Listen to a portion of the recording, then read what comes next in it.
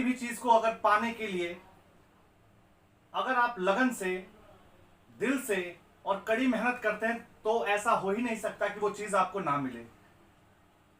यही चीज पढ़ाई के साथ भी है। अगर आप इस तरीके से प्रिपरेशन करें, अपने आप को पूर्णतः उसके लिए समर्पित कर दें, तो ऐसा हो ही नहीं सकता कि वो चीज आपको ना मिले। इसी तरीके से, ये इसी विचार के साथ जो है हम आज अपने क्लास की शुरुआत करते हैं। और मैं हूं आपका दोस्त गौरव, और मैं आप सभी का स्वागत करता हूं आपके अपनी इस क्लास जीके विद गौरव के मिश्रा में। दोस्तों, आज जैसा कि आपको पता है कि जो हम ये क्लासेस जो अभी चला रहे हैं वो क्लासेस को जो हम लोग रेगुलर ले रहे हैं, ठीक है। और अभी जो है 9th क्लास की जो ये क्लास है, जो 9th क्लास के जो भी चैप्टर्स हैं वो पॉलिटी के, वो हम कवर करा रहे हैं। तो आज उसी की सीरीज में जो है सेकंड पार्ट आज आपका होने वाला है। और इसमें हम लोग क्या पढ़ेंगे, संस्थाओं का कामकाज। संस्थाओं के कामकाज के बारे में हमने पहले अभी चर्चा की है, फर्स्ट पार्ट में हमने इसकी शुरुआत की थी, ठीक है। तो जो प्रमुख नीतिगत फैसले लिए जाते हैं, निर्णय करने वाले लोग कौन होते हैं, हमने एक उदाहरण के माध्यम से उसे समझा था, ठीक है। और राजनीतिक संस्थाओं की जो आवश्यकता हमें क्यों होती है उसके बारे में हमने जाना था, ठीक है। आज जो हम बात करेंगे वो संसद के बारे में बात करेंगे। जैसा कि मैंने कहा था, संसद के साथ साथ हम लोग जो है विधायिका, कार्यपालिका और न्यायपालिका के बारे में बात करने वाले। इनके कार्य कैसे होते हैं और कैसे इन कार्यों को जो है किया जाता है, कैसे इनको पूर्ण किया जाता है, कौन कौन से लोग होते हैं जो इनसे जुड़े हुए होते हैं, और किसकी क्या क्या रिस्पॉन्सिबिलिटीज होती हैं, ठीक है। तो उम्मीद करता हूं कि आपको क्लासेस अच्छी लग रही होंगी। इसी उम्मीद के साथ इस क्लास की शुरुआत करते हैं। आप चैनल को लाइक, सब्सक्राइब और शेयर जरूर कर दीजिए। ज्यादा से ज्यादा लोगों को जो है इसको शेयर करिए, ठीक है, ताकि ज्यादा से ज्यादा लोगों को फायदा हो सके। और अपने आप को पूर्णतः समर्पित करके आप किसी भी चीज की तैयारी कीजिए तो आपको वो चीज जरूर मिलेगी, ठीक है। तो चलिए शुरुआत करते हैं। तो फर्स्ट ऑफ ऑल हम लोग संसद के बारे में बात करने वाले हैं, ठीक है। संसद के बारे में बात करते हैं। हमने जो संसद में जो है चर्चा देखी थी कि जो भी कोई भी जो है कानून जब बनता है, कानून से बनने से पहले वो संसद में उसकी चर्चा की जाती है, ठीक है। विधेयक आता है, विधेयक के ऊपर चर्चा की जाती है, बहस की जाती है। फिर बहस के बाद जो भी फैसला निकलता है उसके बाद जो है उसको जो है कानूनन जो है अमलीजामा जो है पहनाया जाता है, ठीक है। तो हमने विचार विमर्श देखा था, फैसला देखा था, ठीक है। जो फैसला जो था, संसद का जो फैसला था कि किसके पक्ष में गया था, ठीक है। अगर संसद ने कैबिनेट के जो है फैसले को मंजूरी नहीं दी होती तो क्या होता, ठीक है। तो आज हम उसी के बारे में बात कर रहे हैं। तो फर्स्ट ऑफ ऑल हमें संसद की आवश्यकता क्यों होती है, ठीक है। संसद क्यों आवश्यक है, संसद इतना क्यों आवश्यक है। तो फर्स्ट ऑफ ऑल जो है इससे हर जो हम देखते हैं ना कि हर लोकसभा में निर्वाचित जो है जनप्रतिनिधि जो होते हैं वो जो है आते हैं। और जो ये जनप्रतिनिधियों की सभा ही होती है जो जिसको हम संसद कहते हैं, संसद के नाम से जानते हैं। तो जनता की ओर से सर्वोच्च राजनीतिक अधिकार का जो है प्रयोग ये करती है। भारत में निर्वाचित जो प्रतिनिधि होते हैं वो राष्ट्रीय सभा को जो है संसद कहा जाता है। भारत में निर्वाचित प्रतिनिधियों की जो राष्ट्रीय सभा है उसको हम लोग जो है वो संसद कहते हैं, ठीक है। अगर इसी चीज को हम राज्यसभा जो है राज्य स्तर पर देखें तो राज्य स्तर पर जो है विधानसभाएं होती हैं जहां से सीएम चुने जाते हैं, यानी मुख्यमंत्री जो चुने जाते हैं, जो राज्यों के मुख्यमंत्री होते हैं। सेम कंडीशन वहां पे भी यही है। और ये सेंट्रल जो लेवल है ना, सेंट्रल लेवल पे जो है हम लोग जो है संसद को सेंट्रल लेवल पे जो है कहते हैं, क्योंकि यहाँ से जो है ना सेंट्रल लेवल पे जो मिनिस्टर्स है वो चुने जाते हैं। प्राइम मिनिस्टर सेंट्रल लेवल पे जो है बनते हैं। तो इसीलिए जो संसद है, संसद के दो सदन है, ठीक है। पिछली क्लास में हमने बात की थी, एक राज्यसभा और लोकसभा। लेकिन इसके साथ साथ जो है राष्ट्रपति को भी इसमें शामिल किया जाता है, यानी राष्ट्रपति को और राज्यसभा और लोकसभा मिलकर जो है संसद का निर्माण करते हैं। अलग अलग देशों में संसद को अलग अलग नामों से जाना जाता है, ठीक है। हम जब अभी ये 9th 10th 11th 12th तक जो हम क्लासेस खत्म कर देंगे तो एक एक टॉपिक को ना एक विशेष तरीके से हम लोग पढ़ने की कोशिश करेंगे, समझने की कोशिश करेंगे। बेसिक चीजें आपकी अगर क्लियर हो जाएंगी तो वो चीजें जो है आसानी से आपको समझ में आ जाएंगी। तो इसीलिए जो है हम इसीलिए जो है अभी ये क्लासेस इसलिए कर रहे हैं कि किसी भी तैयारी के लिए, किसी भी परीक्षा के लिए आपको एनसीईआरटी की बुक्स मोस्ट इंपॉर्टेंट है। कोई ये कहता होगा ना कि नहीं मैंने तो बुक्स पढ़ ली और ये बुक्स पढ़ के मैं एग्जाम जो है क्वालिफाई कर दूंगा, तो ऐसा कभी हो ही नहीं सकता। ठीक है, बेसिक चीजों को समझना बहुत जरूरी है। अगर आप संसद के बारे में नहीं जानते हैं तो उसकी शक्तियां, उसके कार्य, उसकी कार्य प्रणाली, मंत्रिपरिषद, इसके बारे में कैसे जानेंगे आप, है ना। तो बेसिक चीजें बहुत जरूरी हैं, उसकी जो गहराई है ना, गहराई तक जाने के लिए जो है उन बेसिक चीजों को समझना बहुत जरूरी है।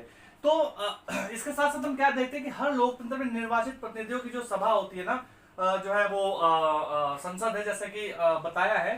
ठीक है, और यह जनता की ओर से कई तरह के राजनीतिक अधिकारों का जो है प्रयोग करती है। अब वो अधिकार कौन कौन से होते हैं, तो कानून बनाने का जो अधिकार है, जो सबसे हम देखते हैं ना, सबसे जो बड़ा जो अधिकार होता है संसद को है, जो है इसे हम विधायिका भी कहते हैं। ठीक है, जैसे मैंने पिछली क्लास में बनाया, यानी जो कानून बनाती है उसको हम विधायिका कहते हैं। ठीक है, नए कानून जो है ये बना सकती है, और जो जो पुराने जो कानून है उनको संशोधित करके ये जो है उसमें जो है संशोधन कर सकती है, उसमें उसके अंदर कुछ चेंजेस करके, जिसको हम संशोधन कहते हैं ना, उसके अंदर चेंजेस करके जो है ये उसको नया रूप दे सकती है, नया कानून बना सकती है। दुनिया भर में संसद जो है सरकार चलाने वालों को नियंत्रित करने के लिए कुछ अधिकारों का प्रयोग भी करती है। भारत जैसे देश में सीधा व पूर्ण नियंत्रण जो है इसको हासिल है। ठीक है, तीसरा, सरकार के हर फैसले पर संसद का जो है नियंत्रण जो है वो होता है, और अधिकांश जो संसद की जो अधिकांश जो फैसले होते हैं, जो कानून होते हैं ना, वो संसद की मंजूरी के बाद ही सार्वजनिक जो है रूप से जो है सामने आते हैं। और जो सार्वजनिक रूप से जो पैसे खर्च किए जाते हैं वो भी संसद की मंजूरी के बाद ही किए जाते हैं। ठीक है, और इसके साथ साथ जो है सार्वजनिक मसलों और जो किसी देश की जो राष्ट्रीय नीति पर चर्चा होती है या बहस होती है, वो बहस के लिए जो सर्वोच्च जो संघ होता है ना, वो संसद जो है संसद ही है। ठीक है, और संसद जो है वो किसी भी मामले पर जो है सूचना मांग सकती है। तो ये थे संसद के कार्य। अब हम बात करते हैं, संसद के 2 सदन हैं।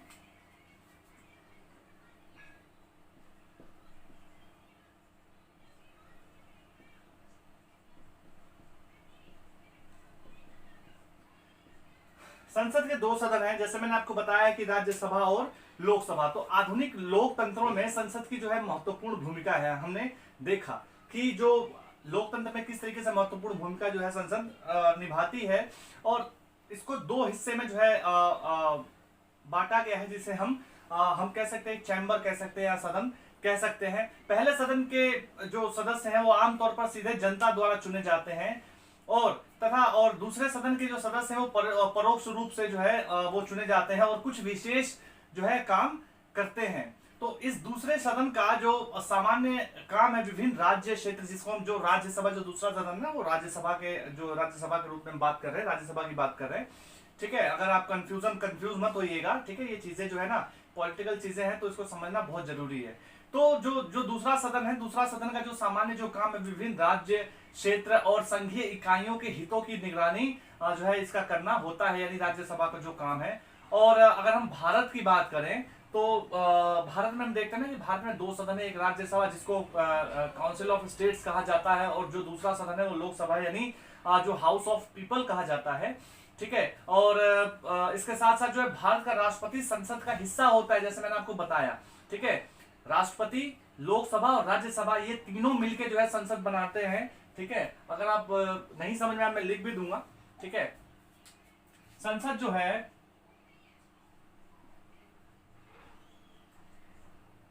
राष्ट्रपति, लोकसभा व राज्यसभा से मिलकर बनती है। ठीक है, इन तीनों की जो है आवश्यकता है। और जो लोकसभा है वो जैसा मैंने आपको बताया कि हाउस ऑफ पीपल कहा जाता है, और जो राज्यसभा है वो राज्यसभा काउंसिल ऑफ स्टेट्स कहा जाता है। इसका जो मेन जो इसका जो कार्य होता है ना, वो जो होता है वो राज्य क्षेत्र और संघीय इकाइयों, जो संघीय इकाइयां होती है के हितों की निगरानी करना इसका काम होता है राज्यसभा का। लोकसभा के जो लोग होते हैं ना, लोकसभा के जो भी मेंबर्स होते हैं वो सीधे जनता के द्वारा चुने जाते हैं। और राष्ट्रपति के बारे में बात करें कि राष्ट्रपति का जो चुनाव होता है वो लोकसभा और राज्यसभा के जो जो दोनों सदस्य होते हैं ना, जो सभी जो भी सदस्य होते हैं इनके द्वारा, और इसके साथ साथ जो विधानसभाएं हैं, विधानसभा के जो है सदस्यों के द्वारा इसकी जो है राष्ट्रपति का जो है निर्वाचन किया जाता है। यानी सीधे लोगों के द्वारा राष्ट्रपति का निर्वाचन नहीं किया जाता है, लोकसभा, राज्यसभा और विधानसभा के सदस्यों के द्वारा इनका निर्वाचन किया जाता है। ये इंपॉर्टेंट चीजें आप ध्यान रखिएगा। इसके साथ साथ हालांकि दोनों में से किसी सदन का जो है सदस्य जो है ये नहीं होते हैं राष्ट्रपति जो होते हैं वो दोनों सदनों में से किसी के सदस्य नहीं होते हैं, लेकिन जो इनके फैसले होते हैं, इसलिए जो संसद के फैसले होते हैं राष्ट्रपति की मंजूरी के बाद ही वो लागू किए जाते हैं। ठीक है, अब हम बात करेंगे कि जो लोकसभा और जो राज्यसभा है उनमें क्या अंतर है।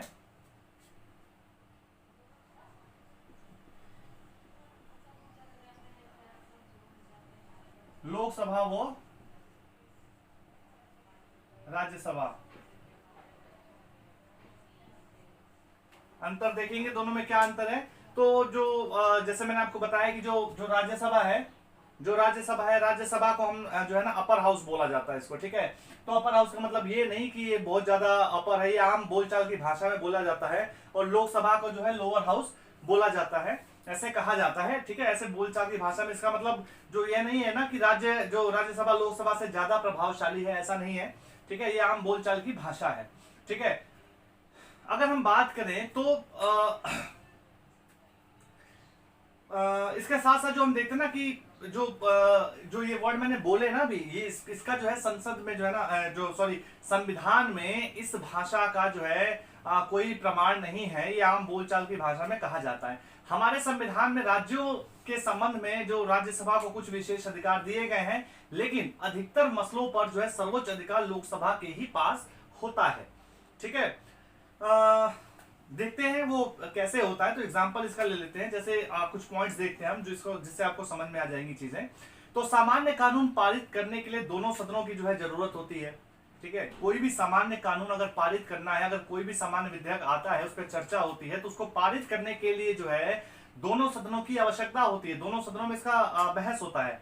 अगर किसी प्रकार का कोई मतभेद होता है, किसी भी प्रकार का कोई कानून पारित करने में कोई मतभेद होता है, तो इन दोनों जो आप देख सकते हैं दोनों हाउसेज हैं, राज्यसभा लोकसभा, इनका जो है एक संयुक्त अधिवेशन बुलाया जाता है और दोनों जो है सदन एक साथ बैठकर जो है सदस्य एक साथ बैठकर विचार विमर्श करते हैं, एक साथ बैठकर जो है बहस करते हैं। और सदस्यों की संख्या अधिक होने के कारण, ठीक है, आप ध्यान दीजिएगा इस बात को कि जो सदस्यों की संख्या अधिक होने के कारण जो लोकसभा है ना, लोकसभा को जो है प्राथमिकता मिलती है। यानी कोई भी कानून जो बनता है वो लोकसभा की मर्जी के बिना नहीं बन सकता, क्योंकि आपको पता है कि जो राज्यसभा की जो सदस्यों की संख्या अधिकतम 250 है और यहाँ पे 543 है। ठीक है, तो 250 में 245 आप मान के चलिए कि 245 सदस्य हैं राइट नाउ, और लोकसभा में 543 सदस्य भी इस समय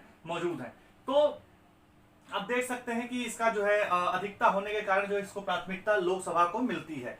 तो लोकसभा पैसों के मामले में अगर किसी भी तरीके का कोई जो है जैसे बजट का इशू है, कोई भी पैसा है, किसी तरीके का जो है जो पैसों से रिलेटेड जो भी अधिकार होते हैं वो लोकसभा जो है इसका जो है निर्णय करती है, उस पर राज्यसभा कुछ नहीं कर सकती। ठीक है, इससे संबंधित कोई भी कानून पारित जो है कर सकती है लोकसभा, लेकिन राज्यसभा उसको खारिज नहीं कर सकती है। ठीक है, तो राज्यसभा उसे पारित करने में केवल 14 दिन का डिले कर सकती है, यानी 14 दिन की देरी कर सकती है। जैसे मैंने आपको पिछली क्लास में बताया था कि कोई भी जब संसद से जो लोकसभा से जब कोई भी कानून जो है या कोई भी जो है विधेयक पारित होकर जब राज्यसभा विचार के लिए जाता है, तो वहां पे ज्यादा से ज्यादा ये 14 दिन का समय ही लगा सकती है राज्यसभा, इससे ज्यादा देरी नहीं कर सकती है। वापस भेजा जाता है लोकसभा में। ठीक है, उस पर सजेशंस दे सकती है, लेकिन मानना ना मानना जो है वो लोकसभा का काम है, या माने या ना माने।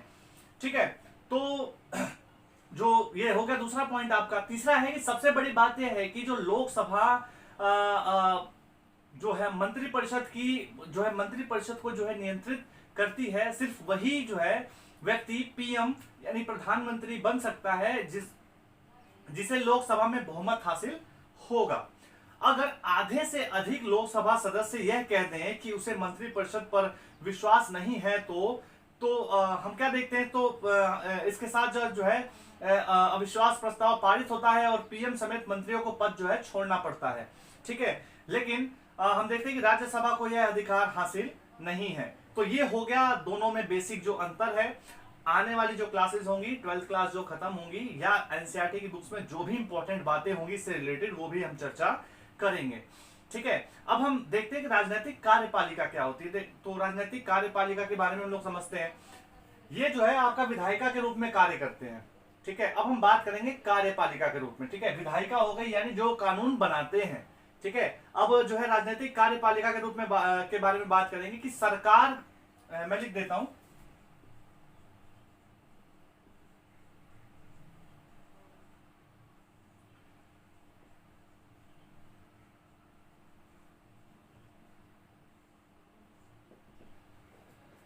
राजनीतिक कार्यपालिका। तो राजनीतिक कार्यपालिका जो है सरकार के विभिन्न स्तरों पर हमें ऐसे जो है अधिकारी मिलते हैं जो रोजमर्रा के फैसले करते हैं। जैसे हमने ओबीसी वाला उदाहरण देखा था।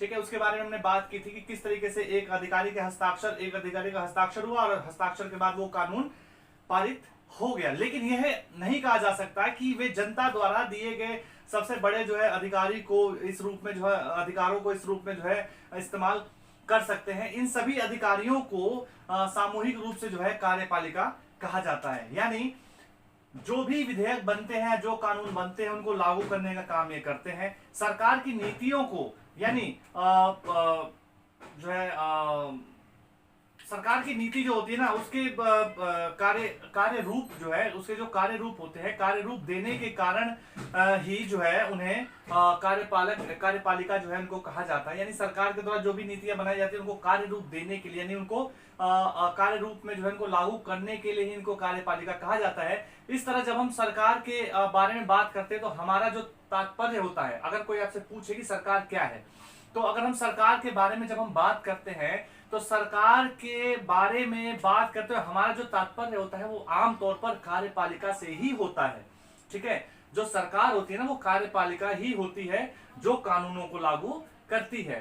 ठीक है, इसके दो प्रकार हमें देखने को मिलते हैं। एक होता है जनता द्वारा खास अवधि के लिए निर्वाचित जो लोग किए जाते हैं, जैसे कि नेता जो होते हैं या संसद के जो सदस्य होते हैं, बाद में जब उनको कैबिनेट मंत्री बना दिया जाता है तो वो कुछ समय के लिए ही निर्वाचित होते हैं, एक पर्टिकुलर टाइम के लिए होते हैं निर्वाचित। जो राजनीतिक कार्यपालक जिनको हम जो है कहते हैं, जो है राजनीतिक कार्यपालिका जिनको हम कहते हैं।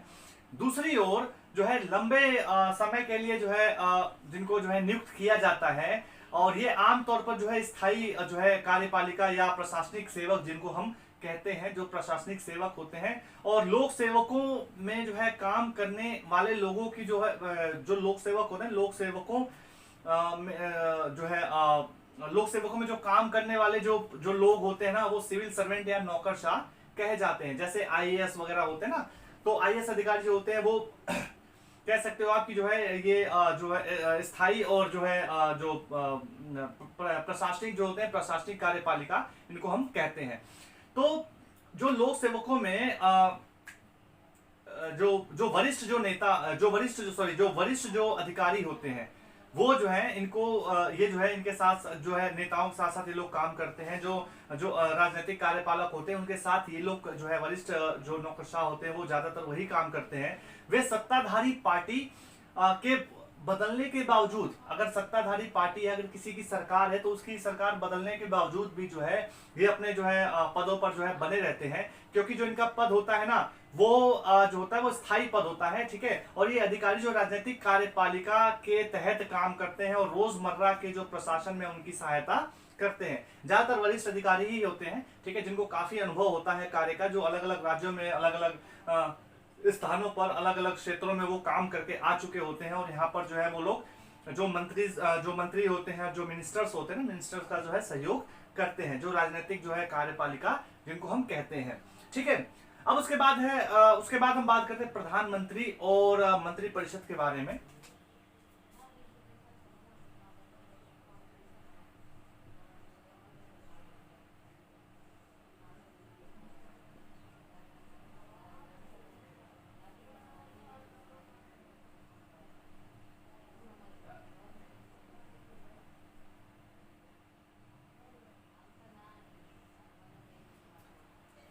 मंत्रिपरिषद के बारे में बात करते हैं, प्रधानमंत्री और वह मंत्रिपरिषद। तो जो राष्ट्रपति हैं वो लोकसभा में बहुमत वाली पार्टी के जो नेता होते हैं ना, उनको जो है वो प्रधानमंत्री नियुक्त करते हैं। जैसा आपको पता है, जिसको बहुमत प्राप्त होगा उसकी सरकार बनती है, चाहे वो राज्यों में हो चाहे वो सेंट्रल लेवल पे हो। सेंट्रल लेवल पे जो जो बहुमत वाली जो सरकार होती है उसके प्राइम मिनिस्टर बनते हैं, यानी प्रधानमंत्री बनते हैं, ठीक है। और जो राज्यों में जो बहुमत वाली जो सरकार होती है उसके जो जो नेता होते हैं उसको जो है सीएम यानी चीफ मिनिस्टर जो है बनाया जाता है। अगर गठबंधन से, अगर जो हम कहते हैं ना गठबंधन करके, यानी कई जो पार्टियां हैं उनसे गठबंधन करके अगर हम बहुमत हासिल करते हैं तो राष्ट्रपति जो होते हैं उन्हीं को प्रधानमंत्री नियुक्त करते हैं, जिससे कि उनको लगता है ना कि संसद जो सदन में जो है वो बहुमत हासिल कर सकते हैं, या बहुमत हासिल करने की उनकी सबसे ज्यादा संभावना है, उसी को वो राष्ट्रपति नियुक्त उसी को जो है वो प्रधानमंत्री नियुक्त करते हैं। और ये डिसीजन कौन लेता है? तो ये डिसीजन राष्ट्रपति लेते हैं, और राष्ट्रपति अपनी बुद्धि अपने विवेक से जो है इसका जो है डिसीजन लेते हैं, ठीक है। और इसके साथ साथ हम देखते हैं जो जो प्राइम मिनिस्टर होते हैं ना, जो प्राइम मिनिस्टर है यानी जो प्रधानमंत्री है, प्रधानमंत्री का जो कार्यकाल जो है वो तय नहीं होता है। अगर मान लीजिए कि 5 साल के लिए जो है इलेक्शन हुए, 5 साल के लिए वो प्राइम मिनिस्टर बनाए गए, और वह तब तक अपने पद पर बने रह सकते हैं जब तक कि उनको किसी जो बहुमत जो है तब तक उनको हासिल है।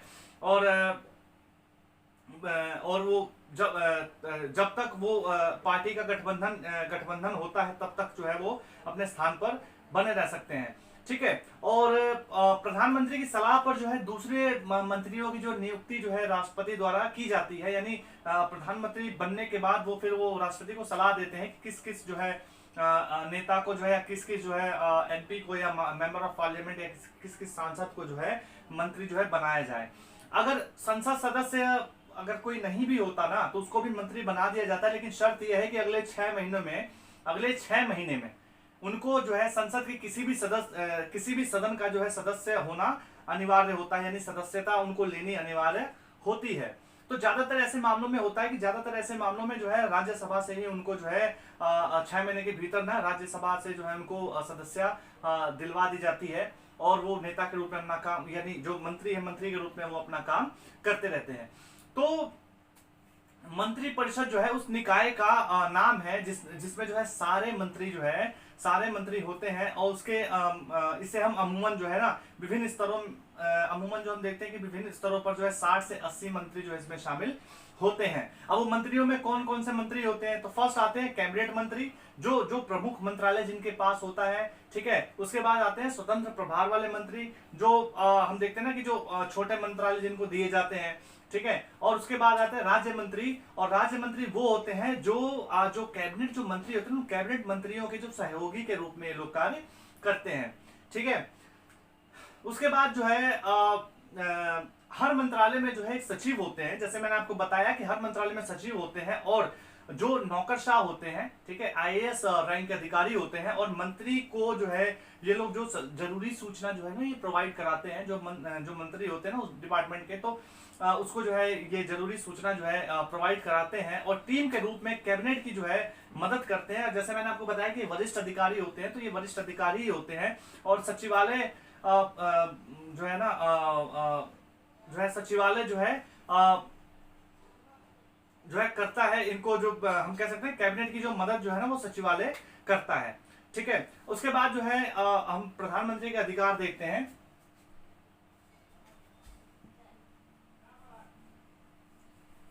हम देखेंगे कि अभी जो प्राइम मिनिस्टर है प्रधानमंत्री है, उनके कौन कौन से अधिकार हैं।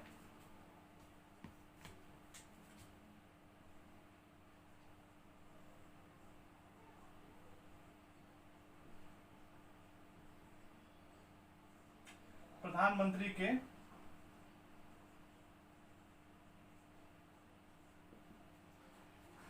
अधिकार,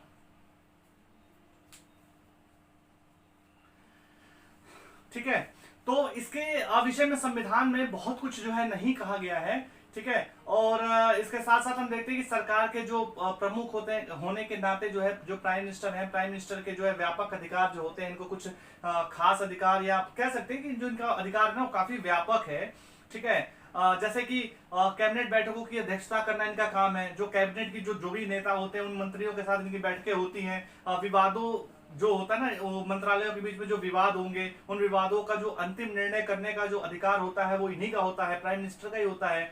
और इसके साथ साथ जो है विभागों की जो है निगरानी रखते हैं, किस विभाग में क्या हो रहा है, कौन से काम चल रहे हैं, वो उसकी निगरानी जो है प्राइम मिनिस्टर रखते हैं। मंत्रियों को काम का वितरण या पुनर्वितरण, अगर लगता है ना कि इस मंत्रालय में काम ठीक से नहीं हो रहा है, तो किसी मंत्री से काम लेकर वो किसी दूसरे मंत्री को दे सकते हैं। इस तरीके से जो कार्यों का वितरण और पुनर्वितरण जो है किया जाता है।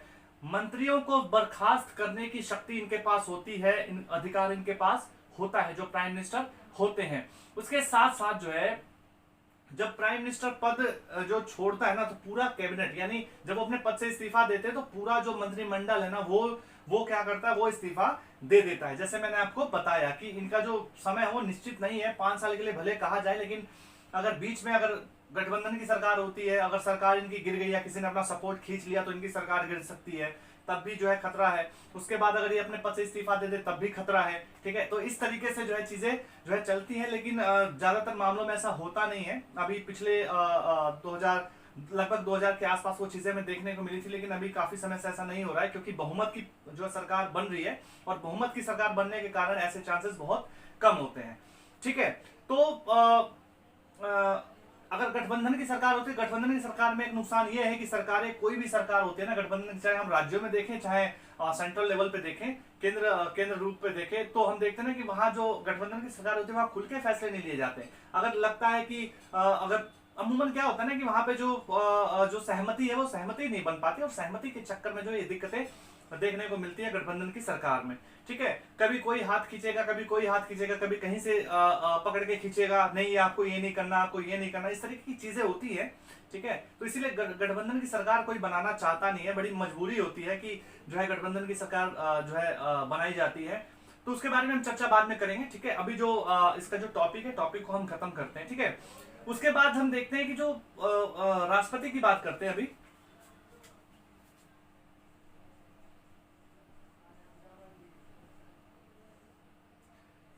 राष्ट्रपति, ठीक है, यानी प्रेसिडेंट ऑफ इंडिया।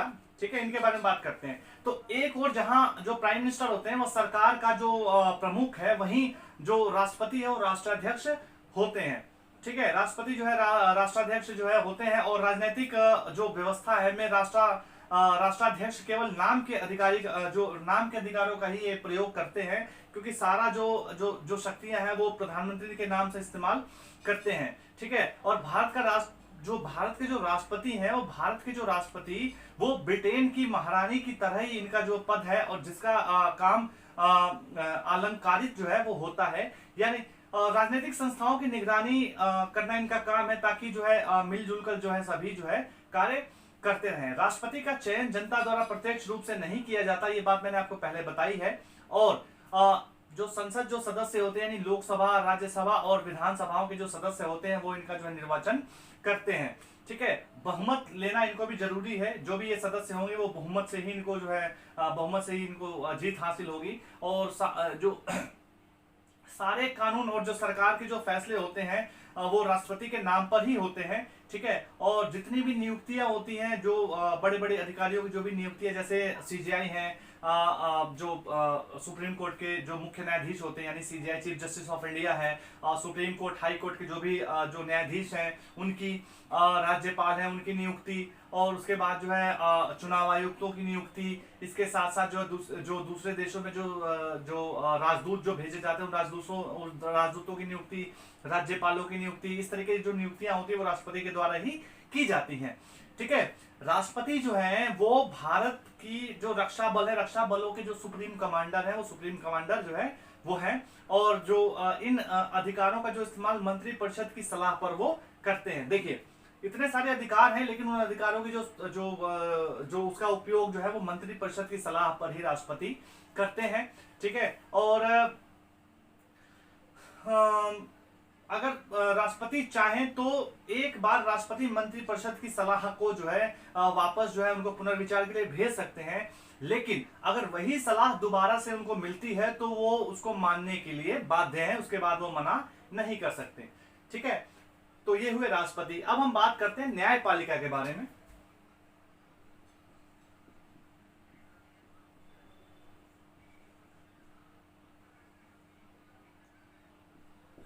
न्यायपालिका,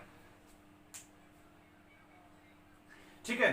तो न्यायपालिका जो है वो भारत की जो न्यायपालिका है वो स्वतंत्र और प्रभावशाली है, ठीक है। और देश के विभिन्न स्तरों पर जो मौजूदा जो अदालतें होती है ना वो सामूहिक रूप से उसको जो है हम न्यायपालिका कहते हैं, ठीक है। और पूरे देश में जैसे सुप्रीम कोर्ट सबसे जो अपर जो कोर्ट होता है वो सुप्रीम कोर्ट है, और सुप्रीम कोर्ट जो है सुप्रीम कोर्ट, हाई कोर्ट, उसके साथ साथ जो है इसमें शामिल है जिला न्यायालय, स्थानीय स्तर के जो न्यायालय है उस तरीके के जो वो भी न्यायालय इसमें शामिल है। और भारत में जो न्यायपालिका वो एकीकृत है। एकीकृत का मतलब कि जो सुप्रीम कोर्ट है वो सुप्रीम कोर्ट भारत की सबसे बड़ी अदालत है, और उस जो अदालत का है ना उसका जो सर्वोच्च न्यायालय का जो भी जो डिसीजन होता है, जो भी जो उसका ऑर्डर होगा ना वो बाकी के जो अदालतें हैं ना उनको जो है वो माननी पड़ती हैं।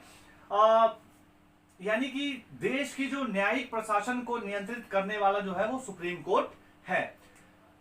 जो सभी अदालतें हैं, सभी अदालतों को जो उसका फैसला, जैसे मैंने आपको बताया, सभी अदालतों को उसका फैसला जो है मानना पड़ता है, ठीक है। यानी मानना ही है, मानना होता है, ठीक है। एक ऑर्डर बना हुआ है, एक सीक्वेंस बना हुआ है कि सबसे पहले हम लोग कभी भी जो कोई भी वाद होता है, वाद विवाद होता है, तो सबसे पहले हम लोग कहाँ जाते हैं, तो सबसे हमने निचली अदालत यानी स्थानीय स्तर की अदालतों में जाते हैं, फिर उसके बाद डिस्ट्रिक्ट कोर्ट्स में जाते हैं, फिर उसके बाद हाई कोर्ट में जाते हैं, फिर उसके बाद कोई भी विवाद होता है उसके बाद तो सबसे बड़ा जो सुप्रीम कोर्ट है हमें लगता है कि भाई वहां से हमको न्याय मिल सकता है। तो इस तरीके से हम लोग जो है धीरे धीरे आगे बढ़ते हैं, ठीक है।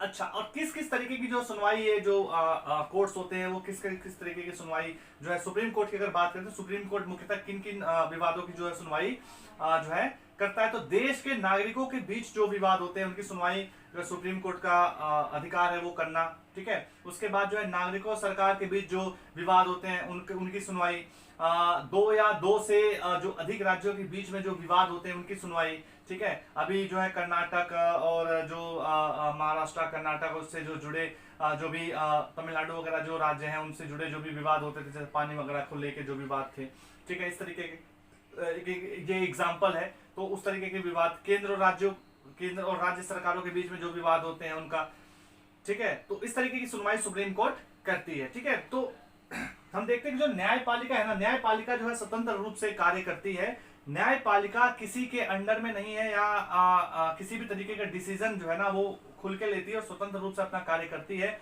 विधायिका और कार्यपालिका का इस पर नियंत्रण नहीं होता है। विधायिका और कार्यपालिका से जो है न्यायपालिका वो बिल्कुल ही अलग है, ठीक है। इसके जो भी सुप्रीम कोर्ट के या हाई कोर्ट के जो भी जो नियुक्तियां होती है राष्ट्रपति के द्वारा की जाती है, लेकिन इनको हटाना बहुत ज्यादा मुश्किल होता है, ठीक है। अलग अलग जो लोकसभा और राज्यसभा जो है अलग अलग सदनों में इनको 2/3 जो है बहुमत से इनको 2/3 बहुमत पारित करके इनको हटाया जा सकता है, जो बहुत ही मुश्किल काम है, ठीक है। तो इसीलिए ये स्वतंत्र है और किसी के अंडर में काम नहीं करती हैं। इसीलिए हमें इनसे उम्मीदें रहती हैं कि भाई कई भी होता ना, कई बार कई लड़ाई होते हैं, झगड़े होते हैं, तो इस तरीके से जो लोग होता है वो सोचते हैं कि यार हमें कैसे जो है न्याय मिलेगा। तो न्याय के लिए वो लोग कहाँ जाते हैं, कोर्ट्स में जाते हैं। वो कहते हैं ठीक है जी, हम आपको कोर्ट्स में जो है कोर्ट में देखेंगे, वहां आप आके बताइएगा कि आपने क्या किया क्या नहीं किया, ठीक है। तो इस तरीके से हमें पूरा विश्वास जो है न्यायपालिका के ऊपर रहता है। तो ये जो क्लास थी वो संस्थाओं का कामकाज हमने देखा। हमने पार्ट 2 में जो है इसको पूरा जो है हमने इसको कवर कर लिया। अभी इस क्लास में इतना ही था, ठीक है। और जो नेक्स्ट क्लासेस होंगी वो एक इस जो हम ना 9th क्लास की जो पॉलिटी की जो बुक है, पॉलिटी की बुक में एक चैप्टर और 5th चैप्टर रह गया है। उसके बाद फिर हम लोग ज्योग्राफी जो है शुरू करा देंगे 9th क्लास की, ठीक है। तो अभी इस क्लास में इतना ही। उम्मीद करता हूँ कि आपको चीजें समझ में आ गई होंगी। नहीं समझ में आई होंगी आप बुक को एक बार फिर से पढ़िए, ठीक है। 9th क्लास की जो पॉलिटी की बुक है फिर से पढ़िए। ये नया पैटर्न है, एनसीईआरटी का जो नया पैटर्न है वो वाली बुक्स हैं। तो आप एक बार फिर से पढ़िए, एक बार फिर से। अगर आपको चीजें नहीं समझ में आती फिर से आप वीडियो देखिए।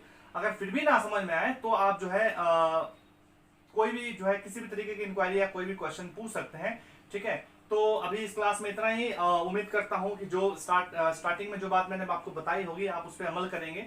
अपने आप को पूर्णतः अगर किसी चीज के लिए समर्पित करते हैं तो आपको ऐसा हो ही नहीं सकता कि वो चीज ना मिले, ठीक है। तो आप मेहनत करते रहिए, लगन से आप लोग लगे रहिए, ठीक है। पढ़ाई करते हैं जरूर, कुछ ना कुछ भले उस लेवल का ना मिले लेकिन उससे थोड़ा सा छोटा लेवल तो जरूर ही आपको मिलेगा, ठीक है। जिस भी तरीके की आप तैयारी कर रहे होंगे, ठीक है। तो फिर हाजिर होते हैं एक नई क्लास के साथ। उम्मीद करता हूँ सभी लोग स्वस्थ होंगे, मस्त होंगे, अपनी तैयारियों में लगे होंगे। बहुत बहुत धन्यवाद। नमस्कार।